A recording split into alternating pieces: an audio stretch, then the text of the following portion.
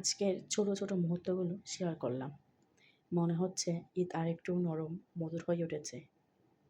সকালে ঘুম থেকে উঠে নিজে ফ্রেশ হলাম, এরপর ছেলেকে ব্রাশ করালাম, গোসল করালাম, লোশন দিলাম। এই ছোট্ট খুশিগুলোই আজকের আনন্দ।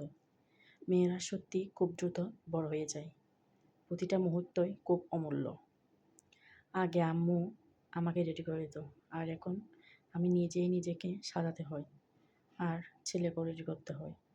মনে পড়ে পুরোনো দিনগুলো, ছেলেকে কাপড় পরাচ্ছি, হাসি দেখছি। এই ছোট মুহূর্তগুলোই মনে রাখার মতো। দুপুরের লাঞ্চ, বিকালের ফুলের গাছ, সব কিছুতেই ঈদের আনন্দ অনুভব হয়। লাচ্চা সেমাই, নুডলস, ছোট ছোট আনন্দের মুহূর্তগুলো যেন হৃদয় ছুঁয়ে যায়। আগে ভাই বোনদের সঙ্গে ঈদ আনন্দে ভরা হতো, এখন নিজে নিজে সব করতে হয়, এটাও একটা শেখা। হাজব্যান্ড আর ছেলেকে নিয়ে আলহামদুলিল্লাহ ভালো আছি। এই ছোট মুহূর্তগুলোই ক্যাপচার করলাম, আশা করি আপনাদের মনে আনন্দ ও শান্তি আনবে। আল্লাহ হাফেজ, ভালো থাকবেন সবাই।